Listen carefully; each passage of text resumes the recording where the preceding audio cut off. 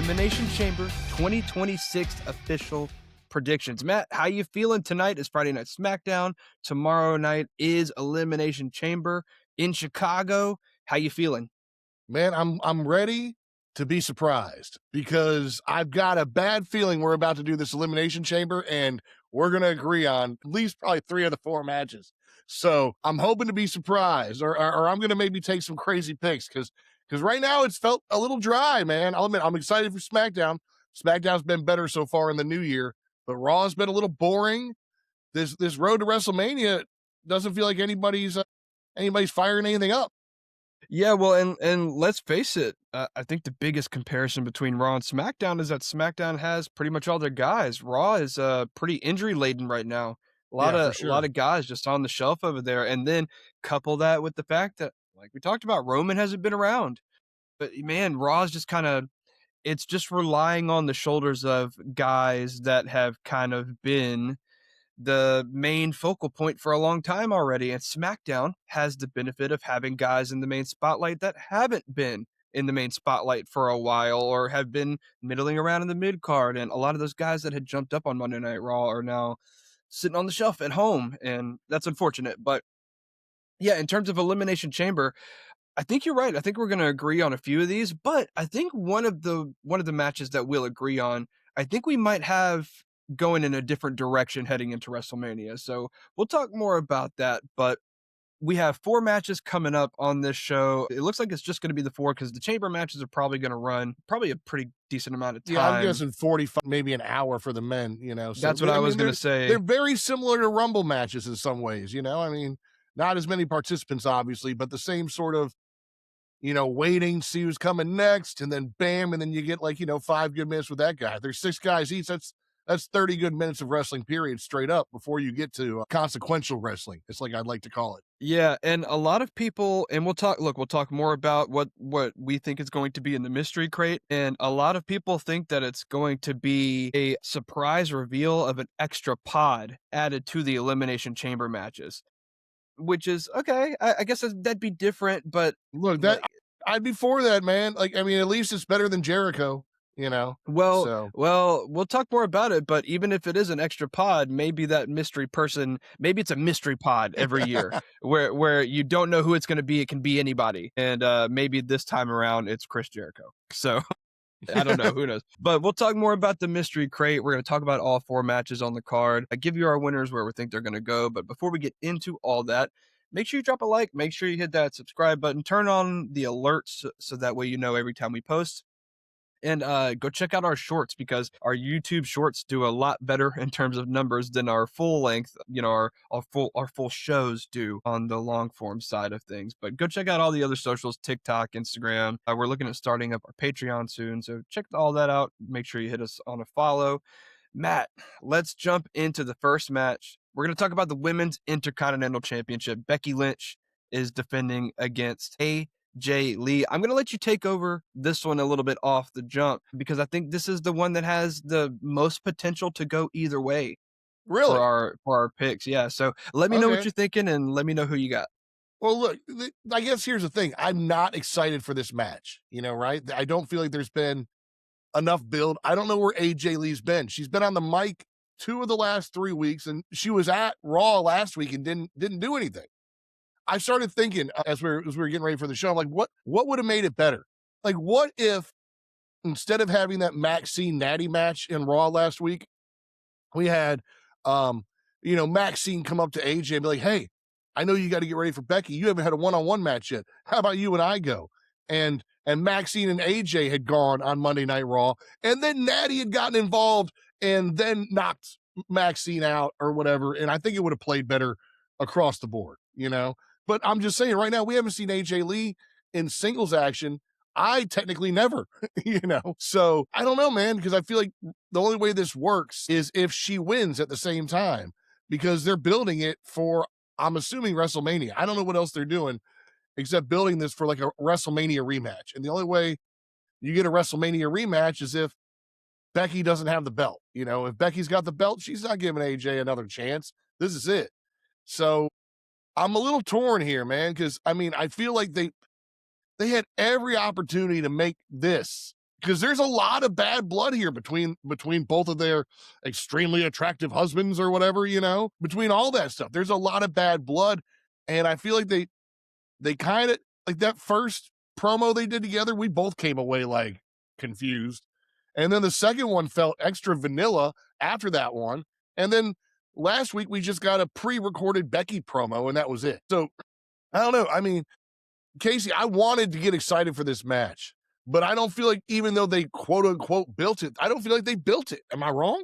No, I mean, so no, I really don't think it's been built up all that well. I think you're right. I would have liked to see a little more between them on Raw. I don't know that they would do a singles match between AJ Lee and anybody on Monday Night Raw because they've been pushing this so hard as her first singles match back in over a decade. But I would have liked to see a tag team match. Her and Maxine against Natty and Becky just kind of makes the most sense. I mean, just something, or her and Maxine versus Lyra and Bailey, something that like feels like it's friendly, like we're all teaming up against Becky because I can see Lyra and Bailey getting on the anti-Becky train, So just something that felt like that because I mean we haven't seen her wrestle since the tag couple match. Is that The the last time we no, saw the her? War Games Or the match. war? She was I in the couldn't War remember which Games. came. Yeah. I couldn't remember which one was more recent, but yeah.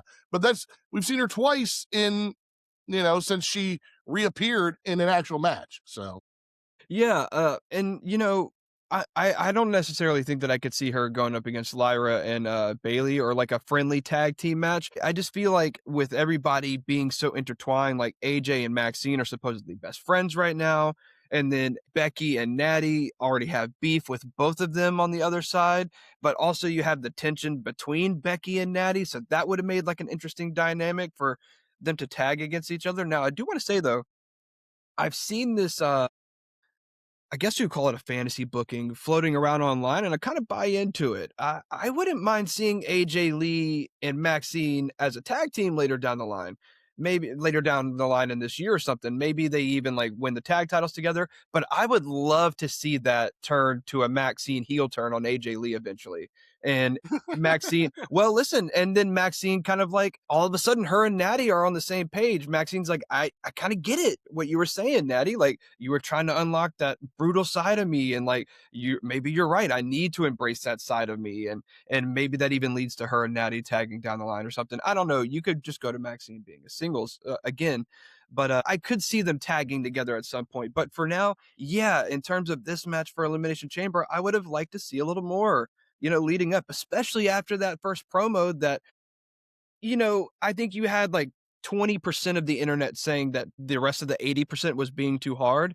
But I really don't think that it's harsh criticism to call out when something isn't good. And it wasn't a great promo. It wasn't AJ Lee's best work. And I'm not saying she has to be 100% all the time, but that wasn't even 50% of AJ Lee. It was not a great promo by any means. So, you know, whatever. But I think for this match, yeah, I'm kind of torn on who I want to win, but I'm leaning 60-40 AJ Lee. Like you said, why would Becky give AJ another shot at Mania if she already beat her? Unless she won by shenanigans or cheated and somehow AJ got back under her skin or attacked her and provoked her and goaded Becky into throwing the title on the line again. But I'm in. I'm tending to agree with you here that it would make no sense for Becky to give her another shot. So I have to go AJ Lee to take the title, and I think she would probably just drop it right back to Becky at WrestleMania if I'm being right, 100% right. honest. But Or yeah, I something think like, or she drop it to somebody, like if it's a like. So I think sometimes you mentioned that you thought it might be a 3 or 4 woman match at WrestleMania. Like you could bring in Maxine and Natty. So I just as long as she drops it to somebody, drops it to Maxine again, drops it to Natty. Maybe that's how Natty gets it for 5 minutes, whatever it may be. I can't I can't see. And I'm going to say this, Casey. I think this Elimination Chamber match has to be amazing. Like, I hope all this non wrestling that AJ Lee and Becky have been doing the last 3 weeks is a lot of practice for this upcoming match. You get what I'm saying? I hope this mhm. elimination match, because it's got to hit, dude. You got to believe that AJ Lee still got it. And I'm just waiting. I'm waiting to see what it is. It needs to be brutal. It needs to pop. It can't be sloppy, you know?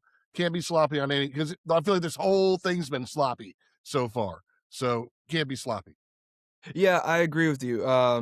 And that's been the general consensus online and even some internal reports, however much stock you wanna give into those, that it just has felt like the storyline hasn't really hit, and I don't know why. Maybe it's just the promos just haven't felt there, but I feel like a large part of it is just we haven't seen these women, like, in the ring together, AJ Exactly. Lee's not active in the ring a lot, and I get it, she's a big name, that's probably just part of her contract, whatever, I get it, but it's making it hard for a lot of people to buy into it. We know how great both of the women are. You don't for the people that watch every week and have been watching long enough to see AJ Lee come and go and then come back, we know how good these women are. We don't need WWE telling us every week how good they are. We want to see them like participate in the ring on Monday Night Raw. At the same time, the traditional, like I said, tag matches, have them tag against each other or yeah, against each other on opposite sides with, other folks from the roster. It just throw two solo competitors or rivalries together in a tag match. It is 2 plus 2. And so I think they haven't done the best job at building this up. And I just hope that the build between Elimination Chamber and WrestleMania is better. That's all we can hope for. All we can hope for is that the Elimination Chamber match between them, like you said, is good, and that the build to WrestleMania is better than this. And look, let's just be a general criticism right now in WWE. They have not pivoted well.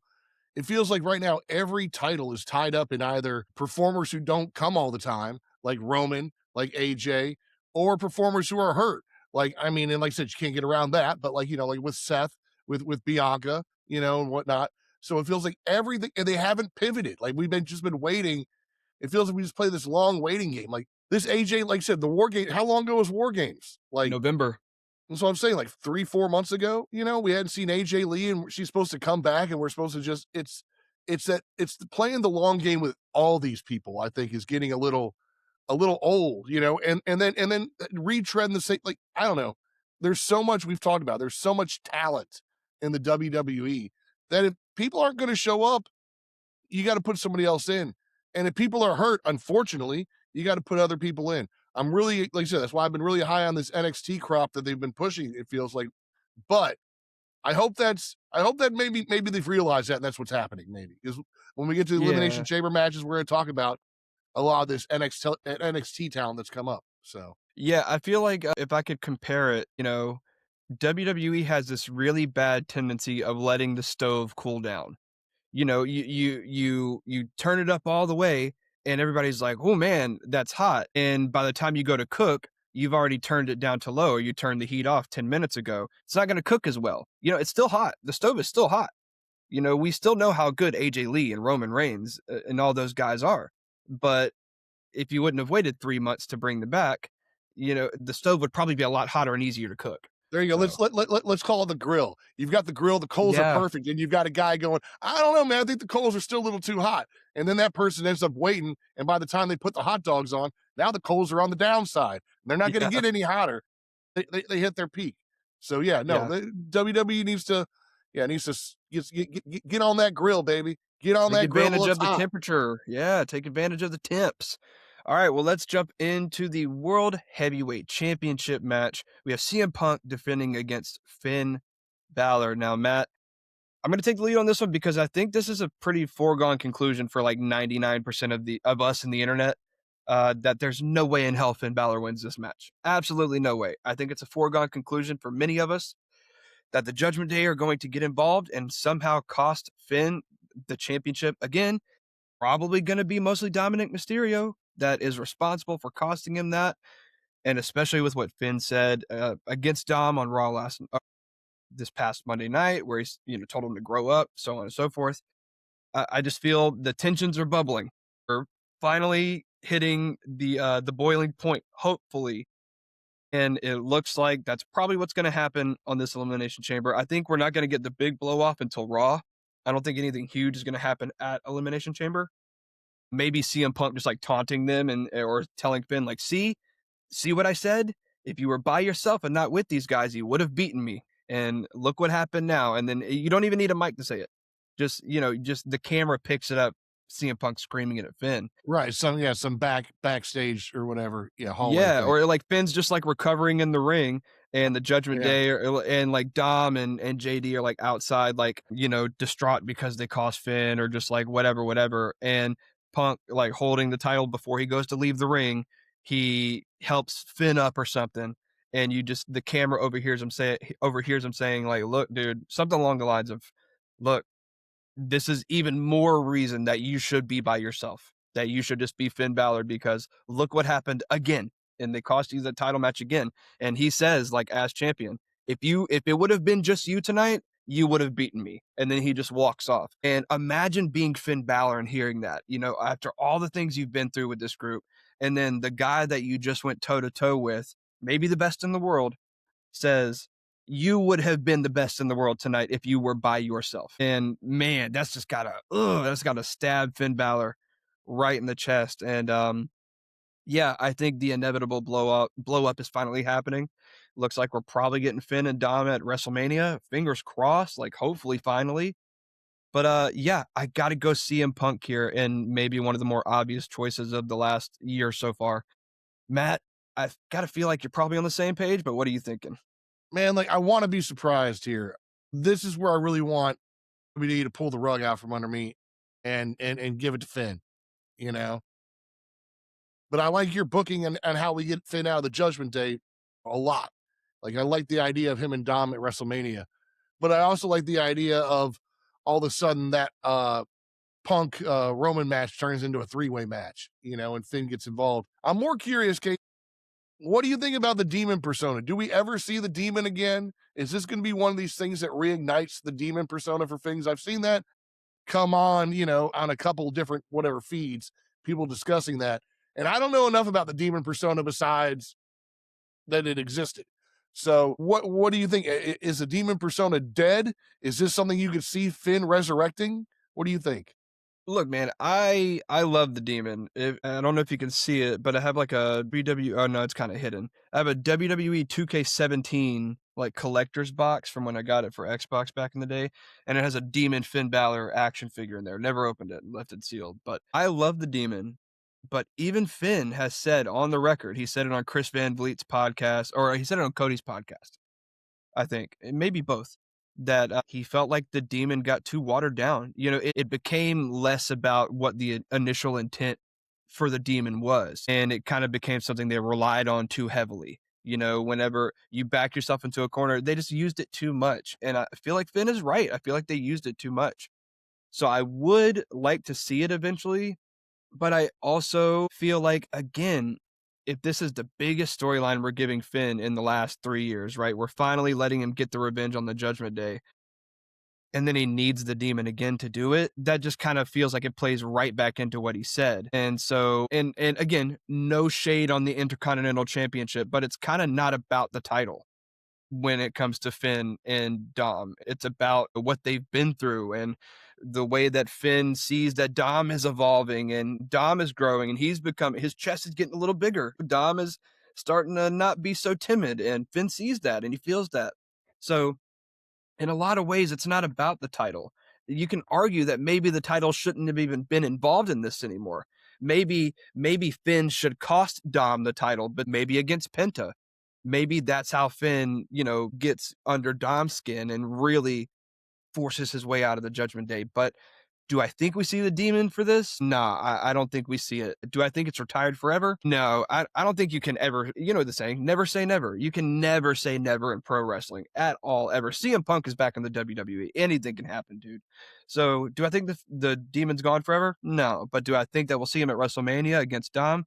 Also, no. I don't think we're going to see him. Yeah, no, I don't think we see him against. I think he comes when Finn goes totally solo, and I don't know if it's the demon versus like some new demon hybrid thing, just some new demarcation that Finn is now solo, but he's like embraced the inner demon as well, something like that, after when he fully cuts ties with the Judgment Day. Because I figure when that happens, that's when he goes after the title again, that's when he goes after, assuming Punk's still going to have it, maybe that's when he goes after Punk or whoever's got the title at that point is after this Dom drama. So yeah, I mean, look, give me CM Punk to win this, but give me WWE to pull the wool over my eyes and have Finn Balor win it and then have to pivot somehow. And I'll tell you what, if WrestleMania sales were better, right? I feel like they could. But Who right knows? now, Maybe this will be a driving force for them. Maybe they think that that would change up. But honestly, I just can't see them not doing Roman and Punk. There's just no way. I just can't see them doing right, anything pivoting other away from than that. that. Yeah, Yeah. no, I hear you. I hear you. Because you weren't watching, but when Daniel Bryan got added into the championship match at WrestleMania 30, which I'm so sad I wasn't there for because it was in New Orleans. But Daniel Bryan had to beat Triple H earlier on in the night, and if he beat Triple H, he got added to the main event against Randy Orton and Batista in a triple threat match.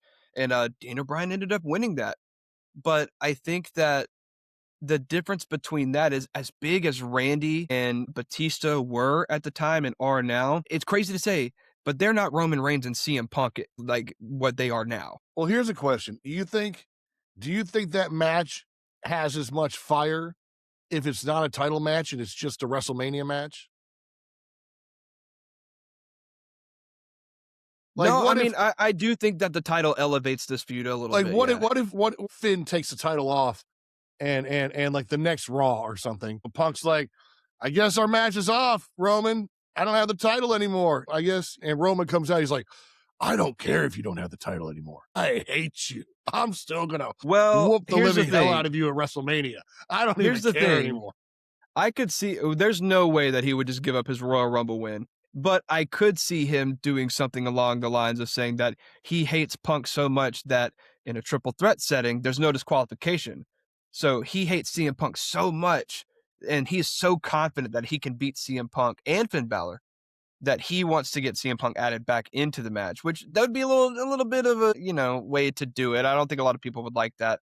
But that's again even more reason why I can't see Finn winning this. I just don't see any way that you make it logistically work out that doesn't make CM Punk deserve to be in that match anymore if he just lost it. Same exact reason if Becky were to beat AJ, if CM Punk were to lose to Finn, sorry, he's got no reason to be in that title match at WrestleMania anymore. There is Right. no logic or reasoning because we threw rematches out the window a long time ago. We threw the rematch clauses out.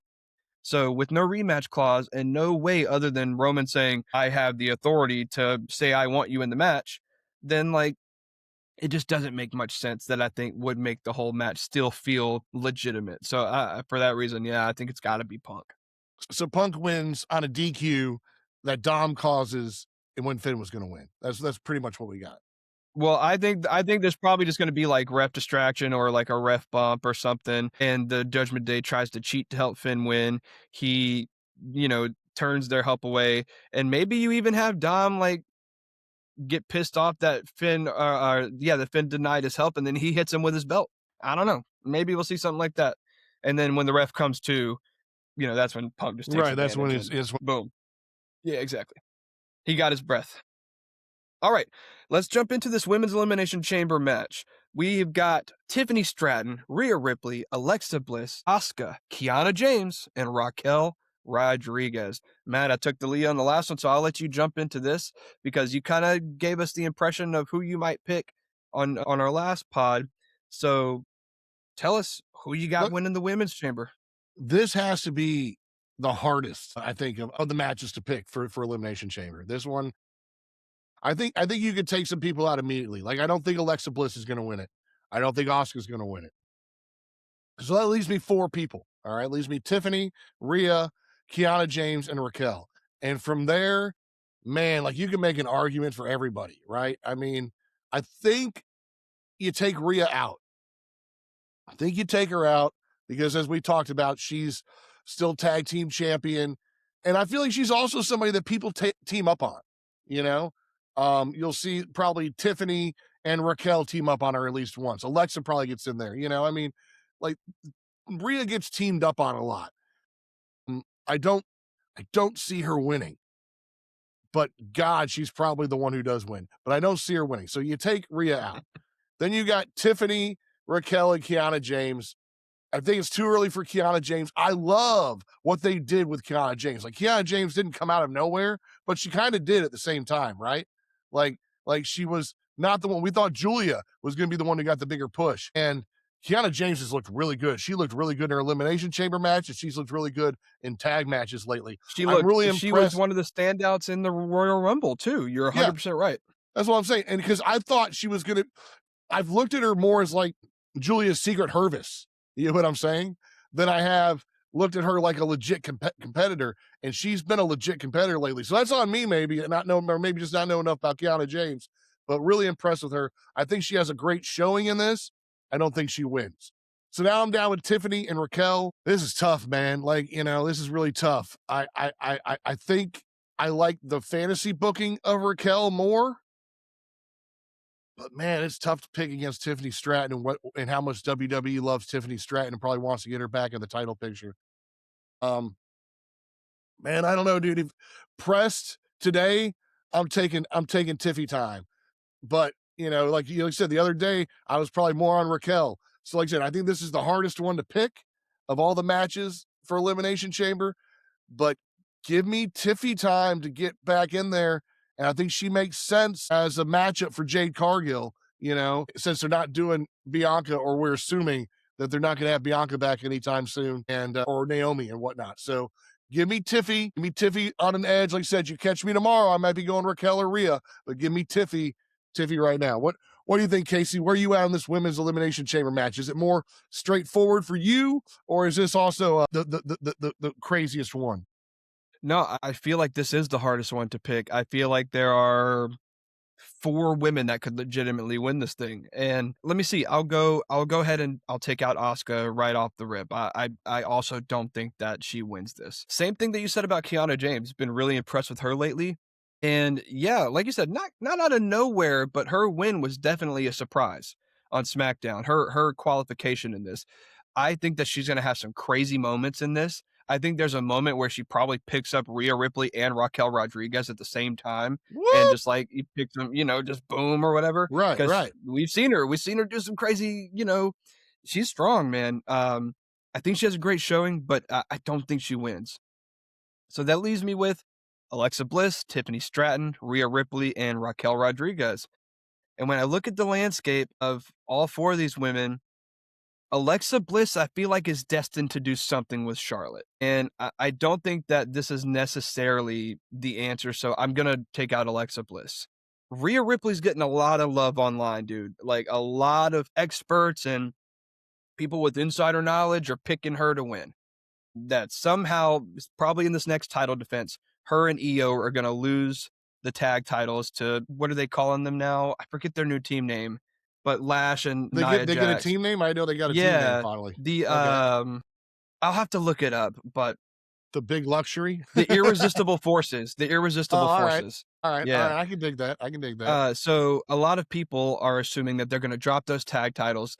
Rhea's going to win this, go on to face Jade Cargill, and then Io Sky is going to face Julia for the US title.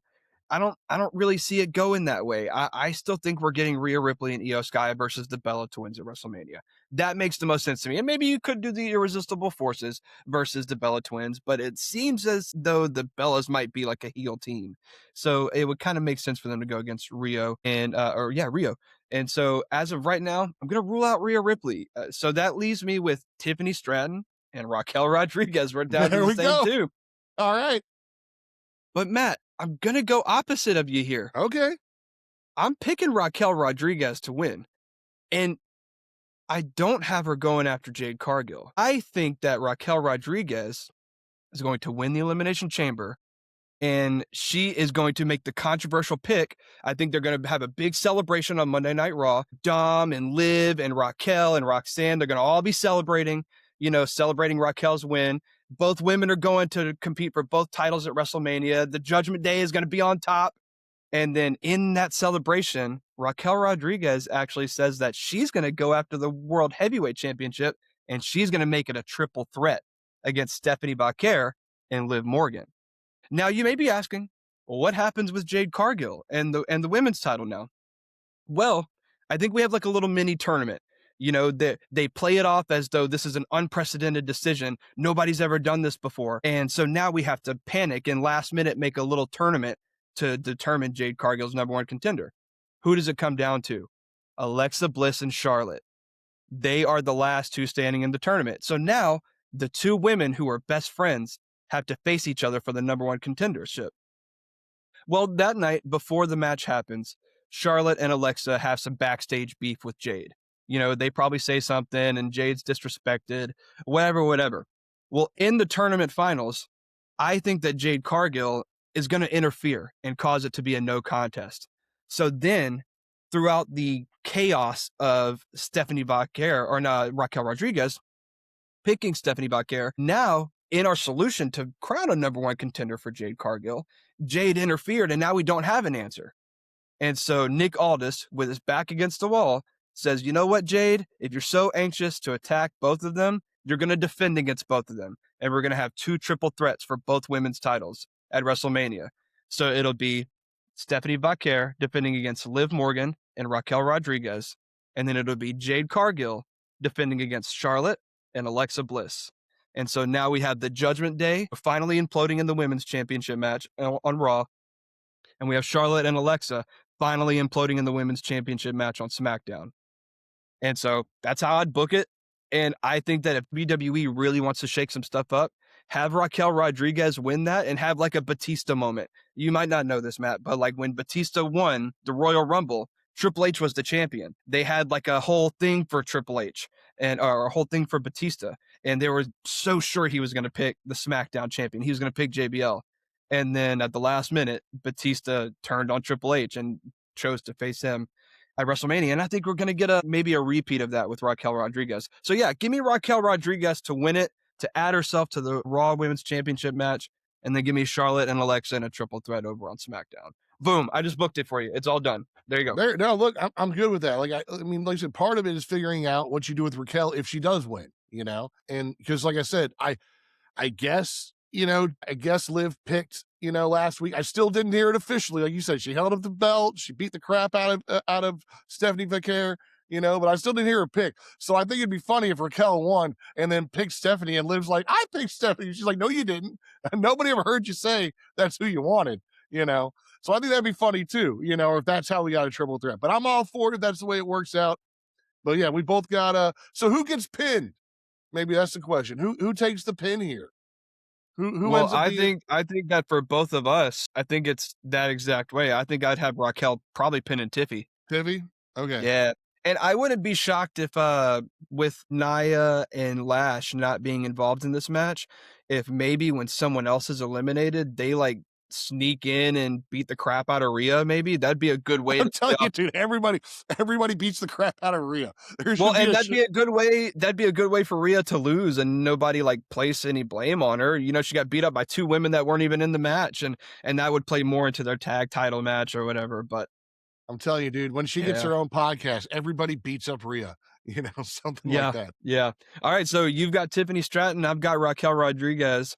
And cool. I'm glad we went opposite on one. And I'm anxious to see what we do with the main event, because in the main event, we're assuming, is going to be the men's Elimination Chamber match. We have Randy Orton, LA Knight, Cody Rhodes, Javon Evans, Trick Williams, and Jey Uso. Now, Matt, I've already got this one figured out in my head how I would do it, but I just went on a long rant at the end of the women's chamber, so I'll let you take this one off rip. This one I don't think is as hard to pick, but I still think there are like 3 or 4 guys that could win this. So what you thinking, Matt? Let us know. All right, let's start with the first obvious one. Jey Uso ain't winning, right? There's no way that Jey Uso wins this. I think if he does, the internet would revolt. People in arena might be happy, but I'm pretty sure the internet would revolt. So let's take Jey out. Let's take LA Knight out, because LA Knight don't win anything. And that's not what his job is right now. So we're going to take LA Knight out. All right. So now we've got our 2 NXT guys, Javon and Trick. Let's take them out. We're not giving either of them a title shot yet. We're not doing it. And if you are, maybe it's Trick. It's not Javon first. So maybe Trick lasts a little longer in a sense or whatever, or has a little more of a showing. But then what do we got? Randy and Cody. Where to go with this one? Who wins? Because I feel like it doesn't matter who wins, because it's going to play out kind of the same way regardless, right? We're gonna somehow, we've heard about it. I mean, you heard even like a 6-man match, right, for WrestleMania, right? So I mean, 5, 6 men. We've heard, if nothing else, that this is going to be a quagmire regardless of who wins. Because who's not in the Elimination Chamber? Jacob Fatu, right? Who could make a lot of noise during the Elimination Chamber? Jacob Fatu. If there's a seventh hidden tube or whatever, or there's a tube in a fifth tube or whatever in that crate, and Jericho's not in it, you know who is? Jacob Fatu. So yeah, look, this is tough. I really want Randy Orton to win it. I want Randy Orton. I feel like, yet again, the powers that be want Cody, but I want Randy Orton. So I feel like Randy Orton wins this. I feel like he wins this with the heel turn we've been waiting for, in a sense, you know. But give me the Viper, man. Give me the Viper just being evil at the end. Like, he knows, if nothing else, he knows his time's running out. He ain't got many years left in that tank. I feel like I want this to be the push. I want Randy Orton to win this. I want him to win it brutally. I want it to be brutal. Like, I want him to win it and then turn to Jacob Fatu, stand outside the ring, like, and I kicked your teeth in, you know? I want it to be brutal. I want the Randy Orton heel party to come out. And then after he wins, I want LA Knight to hit him with something or whatever. I want LA Knight to be like, like I said, even though he didn't win, he's still punishing. So give me LA Knight then to hit Randy Orton with something, But give me Randy Orton to win, but LA Knight then to hit him with something maybe. So I don't know. That's what I think, Casey. Well, Where are you going? I don't think I have LA Knight hitting Randy with anything at the end, but I'll just jump right to the chase. We're on the same page. I also have Randy Orton winning. I booked this a few weeks ago in one of our pods. I just feel like it makes the most sense for Randy to win the chamber here. And then Drew, I said that if Fatu was included, but then we found out that Fatu and Cody were in the same qualifying match. So I think it would make sense for Drew to get involved here if no one else. And then, I think Randy should win. I think Drew should get involved and maybe even be the reason that Cody loses. And then, like you said, multi-man match. And in that match, I think is where we should probably get the Randy Orton heel turn at WrestleMania. I think you tease the punt kick on Cody, and I think that it should come down to Randy and Cody, and I think Cody or Randy should get the win, kind of like even up their series since Cody won their match in, what was it, Perth that they had their match? I can't remember. Give me one sec. Go out, bub. Sorry, the dog ran in. But yeah, I forget where Cody and Randy had their last match, but the match where Cody was targeting the back and really taking advantage of Randy's back. Maybe Randy does something a little similar to Cody this time around, and maybe Cody has an early match injury, like small injury, that Randy just really extorts throughout the match, especially in their last little run. But I think it'll come down to Randy and Cody, and give me Randy to win, teasing the punt kick, and maybe Cody like sits up and sees that he's teasing the punt kick, and it like creates this like moment, and then bam, Randy just hits the RKO and just puts him out, and then you can have some more tension between them on SmackDown. And I think that with Drew, or maybe even that's when Drew comes in, whenever Cody realizes that Randy's about to hit the punt kick, maybe that's where Drew like sneaks in and hits him with his finisher. The name is slipping my brain for some reason, but he hits him with his finisher, and then Randy's like, okay, and then takes the win in the chamber. Right, right. He would set the record he's already setting the record for most chamber appearances. I think he would set the record for most chamber wins if he wins again. And then he gets to go on to WrestleMania, and then you get Drew, Randy, Cody, Jacob Fatu, and a lot of people are throwing in Sammy, but I think we're destined for Sammy and Trick at WrestleMania. I think that just kind of makes sense. I mean, And we're destined for something. Trick can't keep making fun of Sammy without there being some sort of match to, settle that. yeah, I 100% agree. So yeah, and then at WrestleMania with that Fatal 4-Way, I think that's where Randy finally hits Cody with the punt kick. And like I said, maybe even have Cody spit up a few teeth, and then all of a sudden Jacob's like, wait a second, So maybe you don't even have to do the teeth thing, but just blood or something, or something that indicates that gives us the thought in the back of our brain as the audience that we're like, was Randy the guy that attacked Jacob? And then of course we would find out eventually, yeah, for Randy was the one that attacked Jacob. And now Randy is the super heel 15-time champion on SmackDown. And I think I'm all for that. You write Cody off of TV for a few weeks or maybe like 2 months or something, and then have him come back and build towards him and Cody at SummerSlam. It kind of makes sense to me. But yeah, we're on the same page here. We both got Randy. I want to see Drew come out before the whole thing.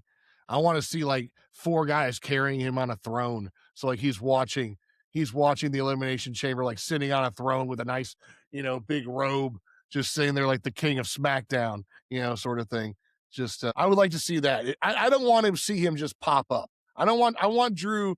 I want there to be no like if his shenanigans are going to happen. I want you to know that he's been there the whole time, sort of thing. I don't want Drew to just pop up after like the sixth man pops out of the chamber and then he's like, oh, Drew's here real fast. Oh, then he's gone. You know, Well, there was let me do another little callback. There was this moment in an elimination chamber match back in 2008, 2009. I can't remember which year, but basically Shawn Michaels was trying to get another WrestleMania match with The Undertaker, and The Undertaker was the champion at the time. He said, "Look, if you want a match with me at WrestleMania, you've got to win the Royal Rumble. That's the only way you can get to me at WrestleMania." And Shawn lost the Rumble, and he couldn't get a match with The Undertaker. Well, The Undertaker was defending the World Heavyweight Championship in the Elimination Chamber.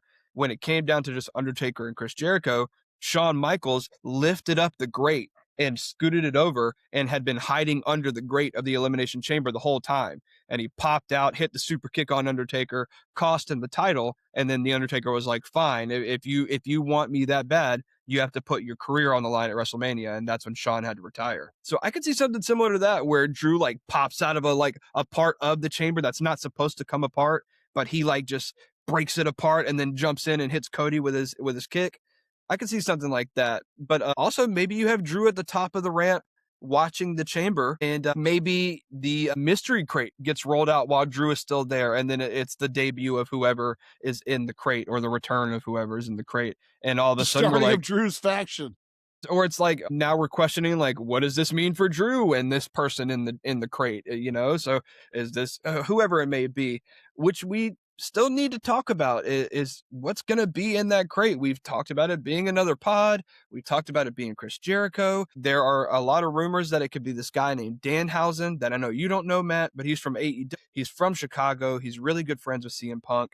So if it's gonna be Danhausen, I mean, I guess it kind of makes sense, but I feel like I don't know, man. I feel like the way that you've been pushing this crate reveal, it's got to be somebody big. And no shade towards Danhausen. I'm not saying he's not a big name comparatively to a lot of people, but I don't know if he's a big enough name to elicit this much of a spectacle built up towards it. So I really don't know what it is, but I guess if I'm throwing my last guess out into the ether, I'm gonna say the easy one and say Chris Jericho, even though it seems like it's probably not him. Maybe it's Joe Hendry, maybe making his main roster, but he's the NXT champion now, I think. So it can't be him. So I guess I'm saying Chris Jericho as much as I feel like that's the lazy answer. But Matt, tell me something more interesting that isn't Chris Jericho. No, dude, I liked you saying that it's another elimination chamber tube that all of a sudden it's going to go from 6 to 7. And I like you said, I don't think Jericho's in there. I don't know who goes in there per se if they've already got an idea. Like part of me wants now, I don't want to see this because I love Javon Evans, but I'd love it like, like when you were talking about Drew popping through the bottom of the stage. I love it if Fatu popped into like Javon Evans' cage and beat the hell out of Evans in his cage, and then he came out or something, something like that. So Well, I I feel like Fatu gets in here somehow. I don't know we have how. seen that before. That happened with Kofi, actually. Kofi was scheduled to compete in a chamber, and he was like coming out. He was on the stairs, and then Edge came out, attacked him, hit him with a chair. Like had Kofi's head was on the stairs, and Edge like squished a chair or whatever, and then he just like ran in Kofi's pod and shut it, and was like, "Nope, nope, nope, I'm not getting out. I'm not getting out." And then he ended up winning the whole thing. It was funny because he defended the WWE championship earlier in the night in the Elimination Chamber and lost it. And then later on in the night, attacked Kofi to take Kofi's spot to get into that chamber and won that one. So he competed in both chambers in one night and was champion. He was both world champions in the same night. It was pretty crazy. But yeah, I actually hadn't really considered that, and I think you might be onto something. I could see Javon being like the last. They're like, "Oh, we're gonna start with Javon," and I don't know. Who would it make sense for Jacob Fatu to start with out of everybody? Give me Jacob Fatu and Jay Uso to start. I'm about to say, Like, Jay, like he says, because if he doesn't knock out Javon, he'd be knocking out Jay, maybe, like because that would get Jay's Jacob really over if he knocked like I out said, because Jay. Jay's telling he's not supposed to be there. So if you're gonna if you couldn't do it on the fly, right? Like if you knew Bronson Reed wasn't going to be in the chamber before that chamber match, you're not putting Jay in there. So who would you have put in that chamber match instead of Bronson Reed? Would you have made it Fatu, El Grande Americano and Jay or something, or So this could be a way that you can get whoever you wanted. You just have him take Jay out. And man, like, yeah, that get Fatu over, might get Jay some sympathy. Like I said, and I don't know. I mean, I guess they still have the tag titles. So you got to do something. You can't take them off TV yet. But like I said, I feel like the best thing for Jay Uso would be like 4 months of going away. So people like pop when they hear the play my music, I mean, so I have a crazy idea you just gave me, Matt. What if something similar? What if instead of Jacob Fatu, what if it's Seth Rollins? What if it's the Masked Man? What if the Masked Man attacks Jay and takes Jay out and then just goes in the pod and just stays the Masked Man until it's time for him to come out of the pod? And so the whole match, everybody's looking at the pod like, who the hell is this guy? And then finally the pod goes off, or the last countdown goes off, the pod rings, and the Masked Man just stands there until he rips off the mask, and it's Seth. What if it's Seth? I don't know. That'd be the crazier fantasy booking of all of it. But WWE, if you want to get really crazy, pay off the Masked Man here. The only problem with that is you're not doing it and then having Seth lose. I don't think you can do that. And I don't know what that does to WrestleMania. Well, you know Seth, what? You know what, Matt? I mean, 100% agree. You're right. That would be the one wrinkle in it. Take away my Raquel prediction and having her go after Stephanie. Have Seth right. win and go after Punk and Roman. There you go. Make it a triple threat. Make it the two guys he hates the most. My gosh. Make it a and then make it a rematch. And then that's why you've got to have a 6-man match with Drew, because nobody won the Elimination Chamber. Man, it could work. Oh, it could work. Look, man, no matter, we've thrown a lot of crazy things out here today, but no matter what, WWE, just surprise us, man. Just make it fun. Just do something cool, because the build up to Elimination Chamber and the road to WrestleMania so far has been a thumbs down overall. So you went crazy last year at Elimination Chamber with the John Cena heel turn. Now do something again this year. Make the internet go crazy, because we need something to elevate this road to WrestleMania. Tickets aren't selling, not only because they're expensive, the storylines are not there. The builds have not been great. And like I said, part of it's not your fault, WWE. You've had injuries, but you haven't pivoted. And look, Casey and I can always help you pivot. We can always help you pivot. Because hey, I sent Matt this clip and we talked about it. There's a few guys in that creative room that maybe you could argue are past their prime. That's all I'll say. Because Undertaker was calling out somebody for saying Chelsea Green wasn't a star. So, I'm just saying. Look, even the Beatles, the quote unquote greatest band ever, were only together for like 7 years. You only get so many years of genius. That's right. I'm ready for my 7 years, Triple H. Hey, all right. Well, hey, look, those are our eliminations. So for the mystery crate, you're saying it's another pod. I'm going to say it's Chris Jericho. I like another pod, because I mean, like I said, we originally thought it was Chris Jericho, and then obviously the contract thing with Jericho doesn't make sense anymore. So for me, the pod is the most. I don't like. I didn't consider that till you told me. Once you said, I'm like, yeah, that looks about pod size. I wouldn't be surprised, and I like the idea of that being a wrinkle thrown in. That all of a sudden there's a 7th competitor in both the women's and the men's chamber match that we weren't ready for. What if the crate is just the Masked Man too? There's so many things it could be. And now I'm just curious what the Masked Man's going to do, since everybody in the division's hurt. I kind of did a little booking about it on our last pod, but really nobody knows. It's all up in the air now. And who knows if they don't abandon it, So I don't think they're going to abandon it. They will find, or they shouldn't abandon it. They should find a way to make it work. And like I said, if they don't know how, they can call one of us up. So yeah, hey, just You already found the video for Unreal. Just email us there. So Mhm. I guess. All right. Well, that's been our Elimination Chamber predictions. We're going to go ahead and get out of here. Make sure you drop a like. Make sure you subscribe. Make sure you hit that bell for all the notifications. Go follow us on all the socials. What do you think about Elimination Chamber? Who do you think is going to win? Did we have some crazy predictions? Do you agree? Disagree? Let us know down in the comments. But until next time, this has been Casey and Dr. Di, and we are out of here.